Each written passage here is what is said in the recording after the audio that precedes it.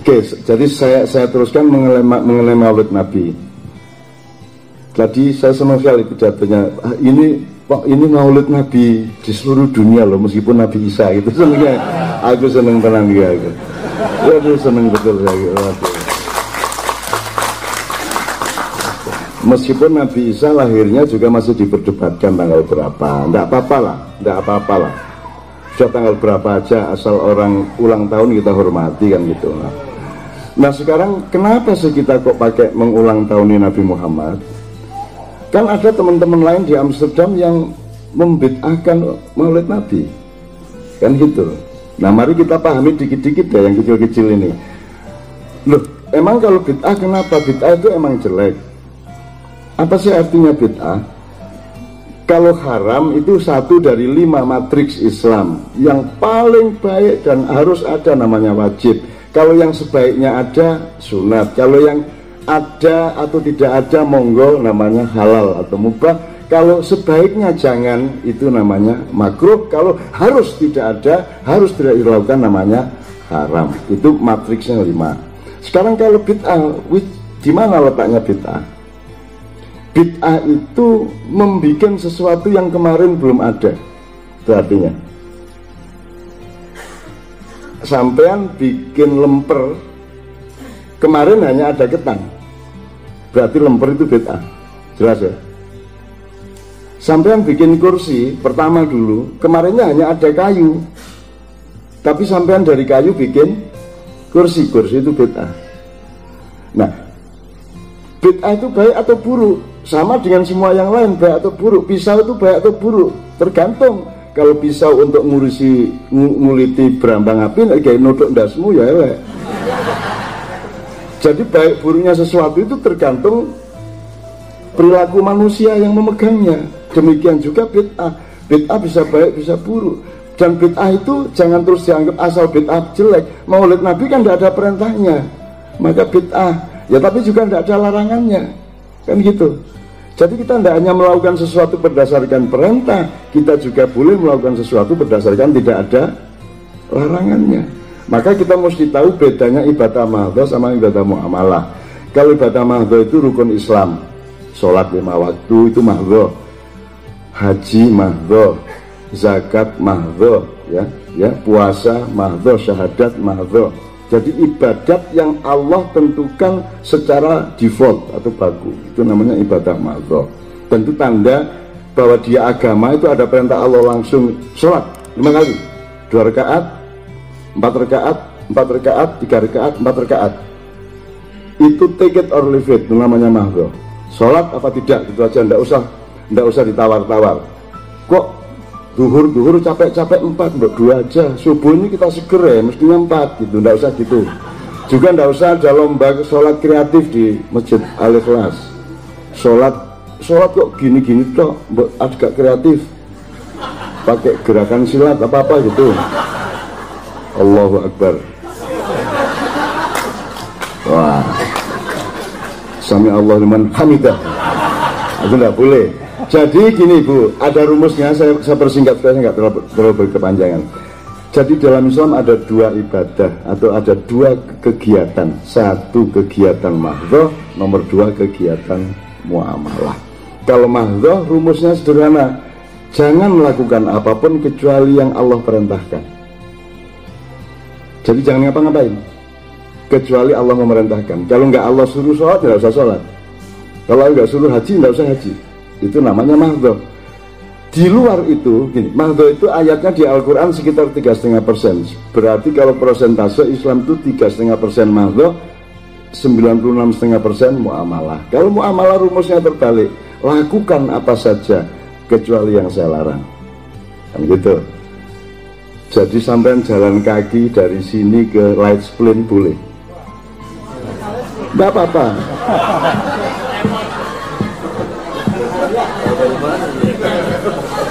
Lu saya dulu gelandang di sana tahun 1984-85, saya tahu persis Light Spleen, saya tahu persis banyak tempat. Saya ngerti asosiasi Anda, tapi percayalah bahwa itu tidak benar. Oke, Let's Plan itu ya taman di tengah kota ya. Sekarang udah baru, saya nggak tahu fungsi-fungsi yang baru. Jadi pokoknya kalau muamalah itu lakukan apa saja enggak apa-apa, kecuali yang saya larang. Jadi kalau ngomong bid'ah itu letaknya ada di 3,5% Bapak-bapak. Jadi kalau sampai merubah yang 3,5% itu namanya bid'ah. Kalau yang di 96,5% muamalah enggak ada bid'ah. Nabi Muhammad tidak pernah pakai peci, sampean boleh pakai peci, jangan disebut bid'ah. Nabi Muhammad nanti kalau ketemu di akhirat bilang tidak pernah pakai peci toh, gitu ya. Itu. Nabi Musa, nanti kalau ketemu Nabi Musa sampean bawa Samsung, heran ya. Sampean tidak ngerti ini apa. Ini namanya browsing. Nah, gitu.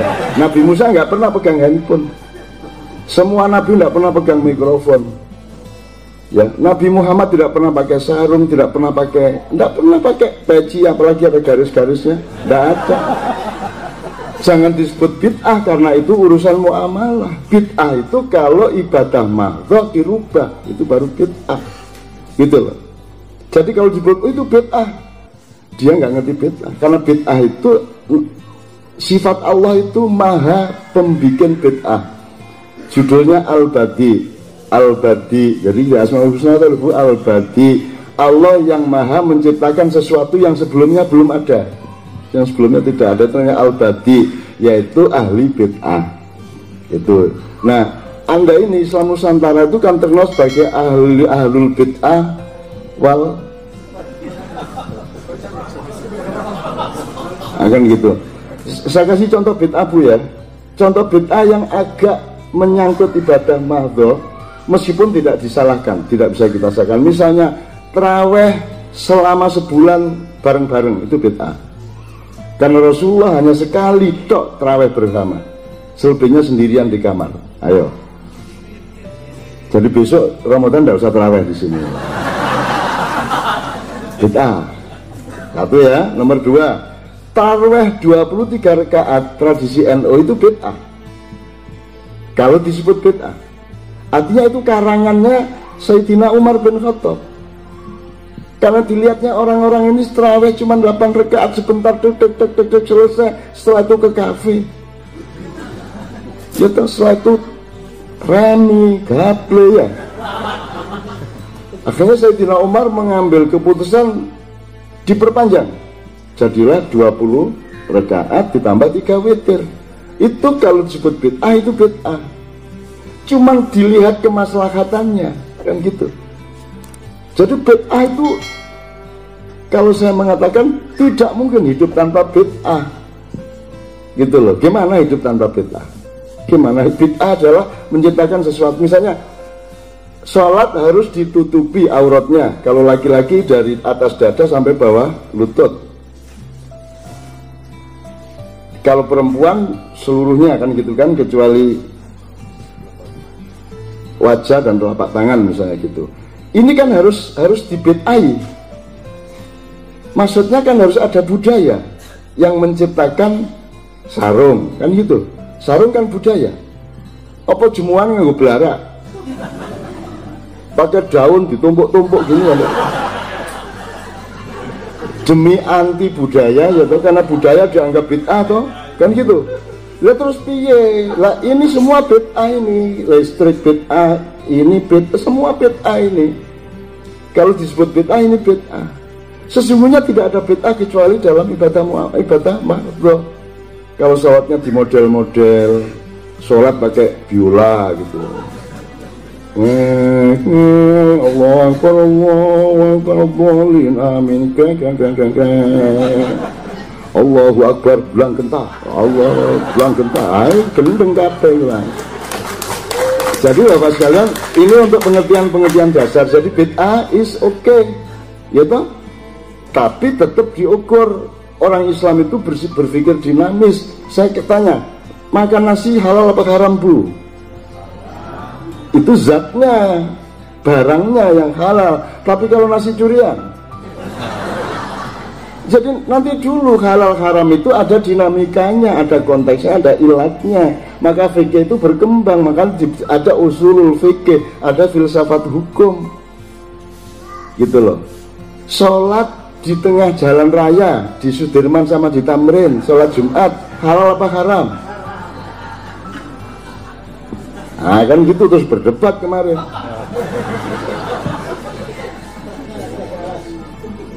Nah di situ kan ada the environment of the item. Jadi ada lingkungan masalah. Jadi kalau dari pihaknya orang Islam, sholat itu dimanapun boleh. Di atas pohon kelapa boleh kalau bisa. Di atas genteng boleh, di ndukur mendung ya oleh, ya toh. Di ndukur pesawat ya oleh, di atas cikar boleh, di atas sungai boleh, ya toh. Boleh, dimanapun adalah bumi Tuhan, karena yang disebut masjid adalah dimana engkau sholat, dia adalah masjid. Karena masjid adalah tempat bersujud. Anytime, anywhere you sujud, dialah masjid. Jadi masjid itu bisa terjadi kapan saja dan menjadi masjid kapan saja sepanjang kita sujud. Sekarang Anda bikin masjid resmi tapi digawe teplek karo otok bendino, kan nggak jadi masjid.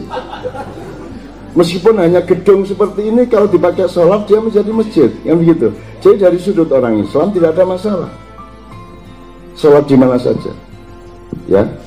Dari pihak Polri lain lagi pertimbangannya. Cak, kalau ini saya perbolehkan sholat 100.000 orang di jalan protokol, berarti besok kalau ada yang sholat gitu lagi boleh. Jadi kalau besok saya bolehkan, nanti buruh juga sholat di situ harus boleh, mahasiswa boleh, OPM di jalan protokol di Jayapura memenuhi jalan kebaktian boleh.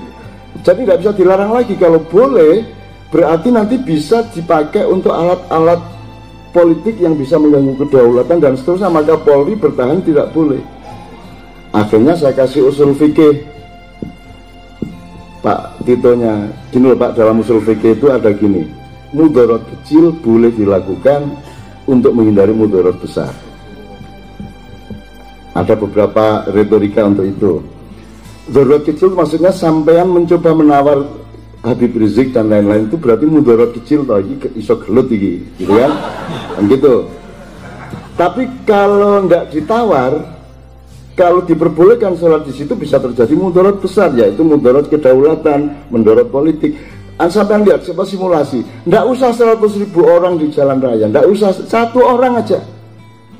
Dah, nanti asar Anda ke jalan depan, ya. Sito wong sito wes. Terutama di jalan tram itu kalau ada, ya. Satu orang. Begitu Allahu Akbar, Allahu Akbar, la ilaha illallah, metu nggo sajadah seret, Allahu Akbar, prime lewat zep, gitu. Jadi sholat itu baik dan boleh, cuman dia juga ada urusan ruang dan waktu, betul enggak? Suami istri tidur boleh, tapi kalau digerdu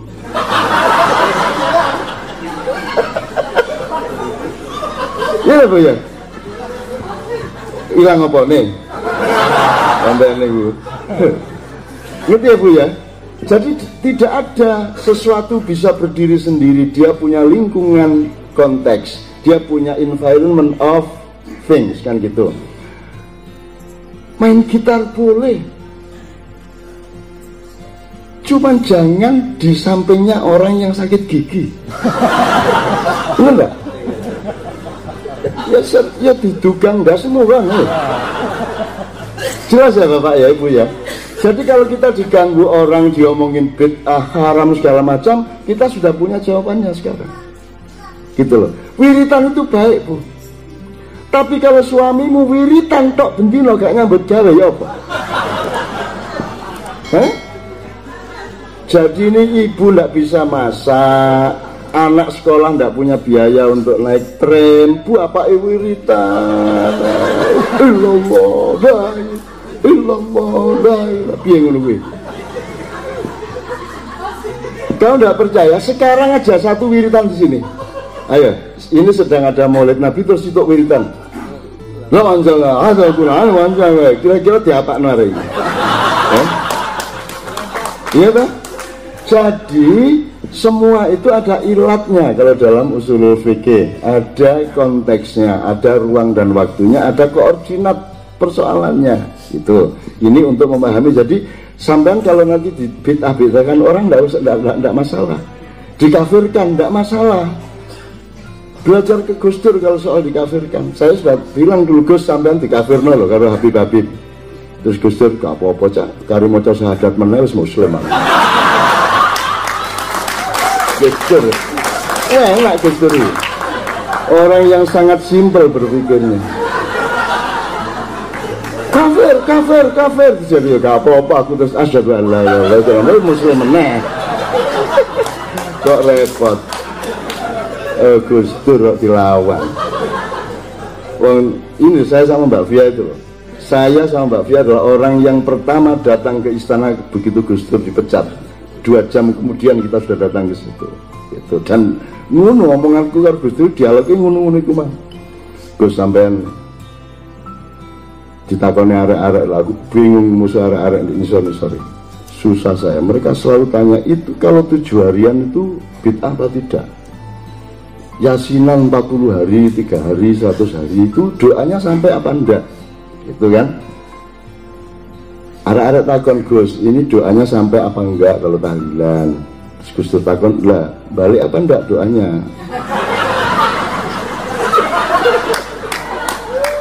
Maksudnya apa Gus? Lah ya doanya yang dikirim itu balik apa enggak? Kalau enggak ada doa yang balik berarti nyampe. Nah itu Gus Dur.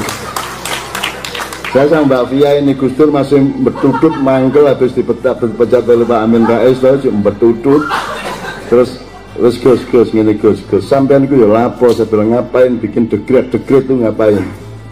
Mbok bilang saya sampean punya teman namanya saya ini, saya bilang. Saya kan juga yang antar sampean naik ke sini. Saya yang beresin Pak Harto, beresin Hamzah, beresin Akbar Tanjung supaya mereka milih sampean melawan Habibie. Kenapa sekarang sampai tiba-tiba bikin dekret pedomannya cuma Kolonel Juanda nggak nanya-nanya ke saya? Terus jawab ini, lah wis kan dekret tidak? Masa lama ndak ada dekret, buat saya bikin dekret sekarang wis gak ono coba. Ya tapi kan dihitung Gus. Sampai nggak ngerti siapa komandan pasukan tank yang kemarin mengepung istana. Itu Mbak Fia bisa beresin dia. Karena ketika sampean akan bikin dekret, moncongnya menghadap ke rakyat. Begitu sampean umumkan dekret, moncongnya menghadap istana. Kalau tadinya itu dia warning kepada rakyat, nggak usah main-main, saya bela presidenmu. Begitu Gus Dur dekret, moncongnya ke istana. Rakyat tenang aja. Kalau kamu marah, aku yang menghadapi presidenmu, kan gitu. Terus Gus Dur ini, ya cak jenenge teplak, kadang kalah, kadang menang. Ya Allah Gus Dur akhirnya mal terus kemudian keluar ke istana, ke halaman kangge katok cendak nganggo kalungan sarung gini lah. Ya seluruh dunia menangis, malaikat ikut menangis, tapi kemudian tertawa karena Gus Dur sendiri itu acting. Begitu masuk ditutup pintunya, yes gitu. Lo kok yes Gus? Cak, selama sejarah berlangsung di muka bumi, di peradaban apapun, di kekaisaran apapun, tidak ada seorang jenderal, seorang presiden, perdana menteri, kaisar, siapapun yang berani ke depan istananya dengan celana pendek, kalungan sarung gak kawono. Hanya saya Cak yang bisa melakukan itu. Coba Megawati kalau berani.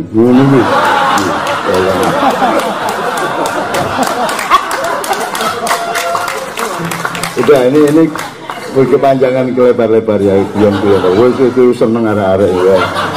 Udah soal gini, jadi soal bid'ah beres ya, soal haram halal kafir beres, tidak ada masalah ya. Kira-kira yang selama ini membuat kita itu bertengkar itu apa Bu? Kata apa lagi? Oke, mengucapkan hari Natal. Ada beberapa hal. Pertama, kalau sampean mengucapkan Natal terus jadi orang Kristen enggak? begitu nulis selamat hari Natal, loh kok Kristen aku enggak? Ya enggak loh. Oke, ini upamanya Pak Dubes mantu, terus ada resepsinya, panjenengan sampean diundang beliau untuk hadir ke resepsinya. Itu sampean harus setuju nggak sama menantunya? Kok itu atau menantunya mbok yang sana misalnya gitu? Harus setuju enggak? Meskipun enggak setuju kan tetap datang. Bahwa dia punya menantu siapa kan urusan beliau. Kita hormati beliau mantu. Bahwa mantunya Anda enggak cocok, ya enggak masalah. Kan gitu. Jadi kalau Anda mengucapkan Natal, apakah Anda harus setuju isinya Natal? Ya sakarep-karepmu kan gitu. Pokoknya Anda duwe gawe, saya ngombiongi, saya ingin bersopan santun sama Anda, perkara muatannya itu urusanmu, kan begitu, betul enggak? 2. Nomor 3, hubungannya Natal sama akidah Kristen itu apa? Apa hubungannya?